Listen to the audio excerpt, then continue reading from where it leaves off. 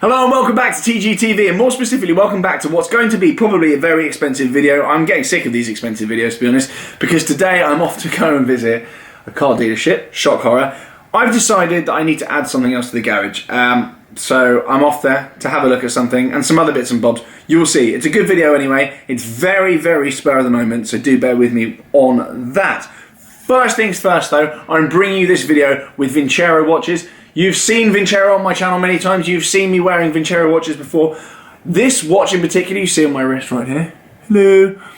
This is the Vincero Rogue in rose gold and black. I've previously shown this watch on my channel before in all black. I've just taken delivery of this and I thought, why not A, show it off, and B, offer you guys and girls a exclusive discount. The links, as always, will be below, and there's a special code you need to use. Go and check that out, it'll all be very obvious on the page. But this watch in question, hopefully we can do some close-ups of that now. Yep. This watch in question then is 316L surgical grade stainless steel. Has a Citizen Myoto quartz movement, sapphire coated mineral crystal glass, is 5 ATM, water resistant, has luminous hands, and this particular model has a rubber strap. And in the case back there is actually a genuine piece of Italian historic marble, which is chaos. Make sure you check them out. Vincero, if you don't know, have the phrase Veni, Vidi, Vici. I hope I've said that right without offending people, which basically means I came, I saw, I conquered. It's a kind of an ethos in Vincero, and they provide affordable timepieces at super high quality. They sell direct to the customer, so there's no kind of middlemen, and that is why they're allowed to sell those pieces at such great prices direct to the customer. Go and check them out anyway. I think it looks really cool. I like it a lot, and that's about it really. I am quite anxious about this video today. I genuinely don't know if I can actually afford what I'm about to do. Who knows at this point, when has that ever stopped me? But let's see how this goes. So I'm about to jump in a car that I don't even know if I've shown you guys and girls yet on the channel. It's a loan car that I've been driving for a little while. It's chaos at the moment basically. So let's hop in. Let's get myself over to 4-star classics. All will be revealed. So let's hit it.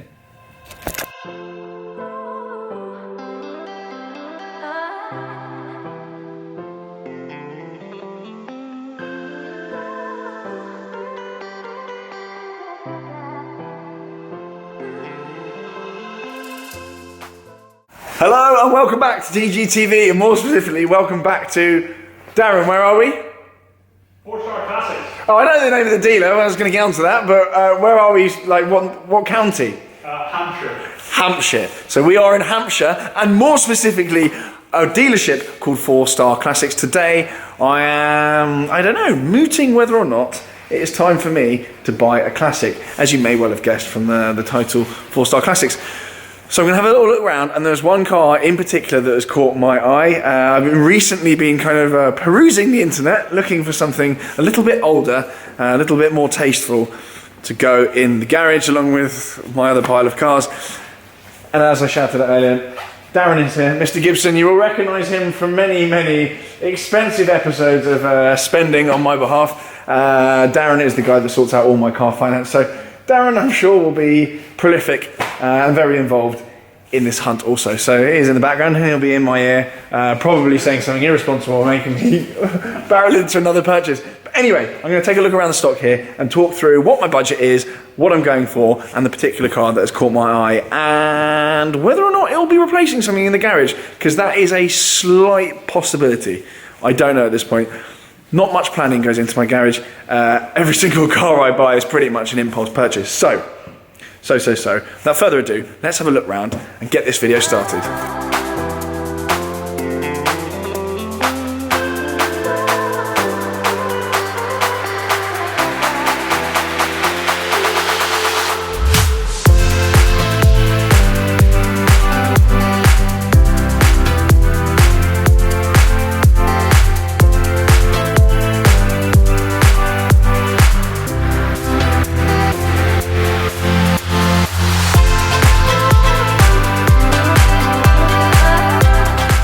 So then the car in question, the car I've come to see, is this 2002 Carrera 4S.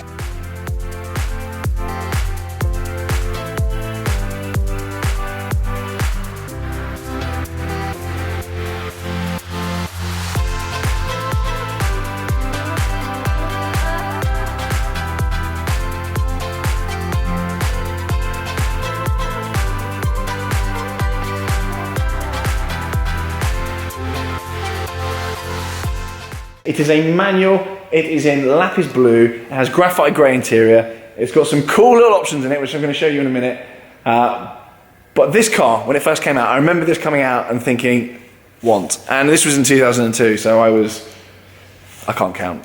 Young, not even old enough to drive at that point. Was I old enough to drive? No, I wasn't old enough to drive. So there we go, had to think about that there. I'm quite old. So then I've actually been lusting after one of these for quite some time, and I don't know why I haven't looked at one sooner and actually bothered to try and get one. I looked at the prices recently and I was actually shocked. They are not that unreasonable to buy. They have not really moved in the past 3 years. If anything, they've gone up, as with most old Porsches. So let's have a little look around anyway, because this car, I mean, it looks so cool. There's loads of cool things about the Carrera 4S, and in particular this one. Just seeing it here, I mean, I think it's going to have to happen, isn't it? I mean, let's be honest. So then, first things first, the C4S, unlike the C2S, has got the wide arch kit from the equivalent era 911 turbo. So you can see the wide body here, and it's really, really cool. And it's one of the only models in the lineup, apart from the GT models and the turbo, to have the wide arch kit. And the stance on this car is just so cool. It is so wide at the back, and obviously you've got this long line across here, which denotes the fact that it is a 4S, and that's a long brake light as well. Very, very cool. And that has been carried over into the modern 911s. Coming around the car then, the other interesting thing about the Carrera 4S is the fact that it's got the wheels and the brakes from the 911 turbo of that era. In fact, we've got one over here somewhere. Have you not, Mr. Gibson? Yep. You're going to do something irresponsible as well, I hope. You being eyeing stuff up. Don't think I haven't seen you. Okay, so there's a turbo here, 996 turbo, and 996 is the one with the sort of headlights here that Porsche decided to make for one generation and then ditched it again after the GT1. Anyway, more on that another time. And we've got a Turbo S over here as well. That is very cool. And it's got kind of graphite grey wheels, PCCBs, and the extra aero bits on the Turbo S. Even down here. So good. I'm getting distracted. But as you can see, these are the same wheels and brakes on the Turbo here. It says Turbo in the centre caps. That's how the originals come, with Turbo in there.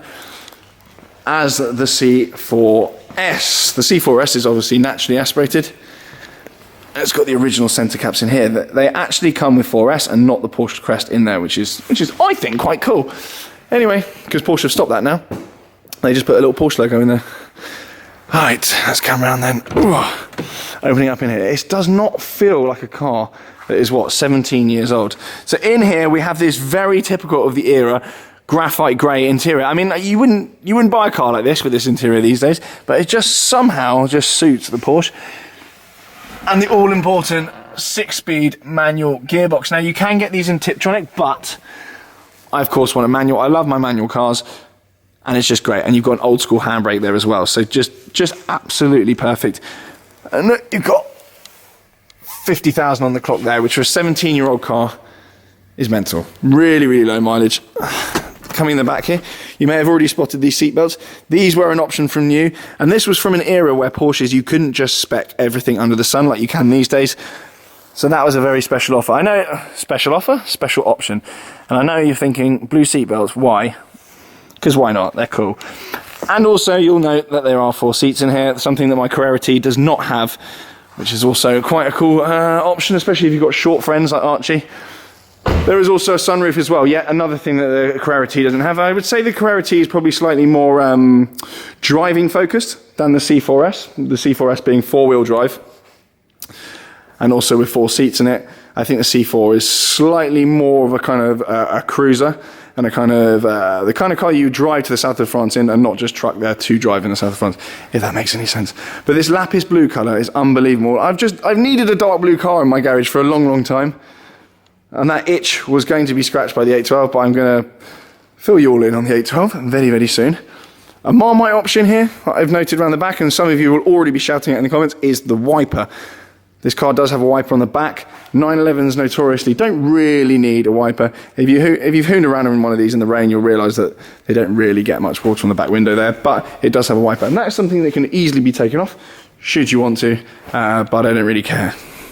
The only thing that I think it is missing, however, are the tailpipes.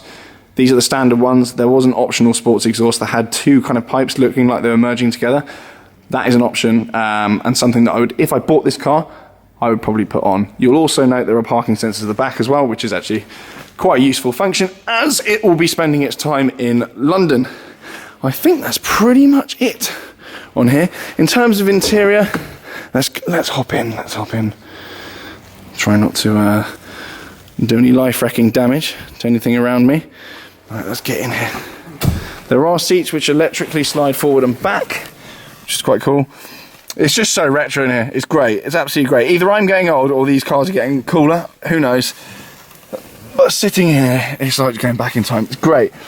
Also, in here, you'll note that there's a standard kind of tape deck, CD deck thing. No big sat navs or anything here. The original owner, who's a bloke that actually lives in London, has a vintage Range Rover as well. He's getting rid of both of them because he's had kids or something or other. He's obviously changed the tape deck here. You'd be very hard pressed to find a 996 that has the original fascia on it, because it was probably absolutely useless and does not conform to standards of our time, with a little USB thing in there. I didn't even know what USBs were back then. Anyway, back in here there's all sorts of docks and the rest of it. And it's just a very cool place to be. As I say, there's a sunroof up there. It's just great. Right then, I think we're not going to get out on it today because we are sandwiched in by some rather cool stock, and I have literally just turned up here pretty much out of the blue, having seen it online. Darren said I live nearby, so he thought he'd turn up as well, and he likes coercing me into buying stuff that I don't need. So yeah, we're not going to get out on it today, but I think if it all checks out in terms of service history, and also all important with these cars, the IMS bearing, I believe, something to do with the IMS, that needs replacing. If that hasn't been replaced, that can cause the engine needing basically a rebuild and all sorts of damage to your pistons. I think they'll cause scoring in it, something like that anyway. I don't know the ins and outs of it. All I know is that you need to check on the 996s whether or not the IMS bearing has been changed, and whether it's been upgraded or just replace the original part again, because if it's been replaced with the original part again, it'll probably go and cause you loads of hassle. Other than that, these things are pretty much rock solid. There is loads more information on, dare I say it, forums. I'm not going to actually mention which forum, but there are loads and loads of enthusiasts on these cars. There's loads of specialists, and they're not that scary to get into. The bills aren't that big on these things. It's not like buying a Bentley Continental GT, one of my friends did recently. I think I've already put the video out on that actually. A friend of mine, Alexi, spent 17 grand on a Bentley Continental GT from 2006, and that does have scary bills. But something like this, a manual one particularly, it's never going to be more than a few grand really, unless you're completely unlucky. It's not actually much of a scary place to be. You can obviously get an aftermarket warranty on it. I believe you may even be able to, can you go into Porsche and extend your warranty on these? I don't know. Porsche are better with their warranty than someone like Lambo or McLaren. Yeah. I don't know if they do the Ferrari thing where you can just keep extending. Although 17 years, I guess, is probably... All these things are the sorts of things that people look into before they go and view a car and decide to buy it. Okay, so don't do what I do and just go in, eyes shut, trousers down, do your research. I've done a little bit and think I'm an expert, but it actually transpires I don't know what I'm talking about. But anyway, this car is extremely cool. I'm interested though to hear what you lot think of it, because I know on my channel I'm always going for the biggest and the best and the fastest and all the rest of it. But I think I'm having a little bit of regression. I'm starting to get a little bit bored of the modern stuff. And I'm starting to think, actually, let's look backwards at some of the cars that actually aren't going to be repeated again. This is naturally aspirated. It's just kind of also a very unique car with the front design there. But I just think a lot of modern cars are getting very fast, very soulless, very quiet, and quite big as well, actually. Even though this has got the wide arch kit, this is probably still no bigger than the 991.2 narrow body Carrera T that I've got. But modern cars, the 992s just seems huge. I've got some 992 news as well, which I will touch on very soon. It will be very unpopular. Anyway, I think that's it. Is that it, mate? Have you got anything to add? Yeah, that's it. That's it. Today was just a walk around, really. I want to buy this car. As usual with these videos, by the time I actually buy it, it's probably the video will be out, so there'll be an update video. I don't know. Anyway then, I'm going to stop waffling because I'm a little bit overexcited, I'm not going to lie to you, and I'm probably going to try and just get out of here before I decide I want anything else spare at the moment. So make sure you check these guys, 4-Star Classics, out on Instagram, because there's a whole wealth of stock here, and I think there's a few more bits knocking around as well. So I'll leave their Instagram on the screen and the links below, and their website for you to check them all out. But they've been very hospitable. They have some lovely dogs here as well. I met 3 dogs on the way in. Very nice dogs indeed. One was a bit barky, but we're now friends. It was a Doberman. What was their name? Kira the Doberman. Anyway, make sure you check them out. Great bunch here. For now though, I'm going to disappear. Make sure you give it a thumbs up, leave a comment, because I'm intrigued as to what you all think. This is not a YouTube car. I know this is not going to get the clicks. I know this isn't going to get the drive-through in my 17-year-old Porsche. They're not going to be viral videos. I'm not going to wrap it. I'm not going to like straight pipe it. I'm not going to do any of that stuff. This is a car for me. And if you guys like it, great. If not, then I'll just feature on the channel less. But anyway, let me know what you think. Do subscribe, thumbs up, and I'll see you again very soon. Bye.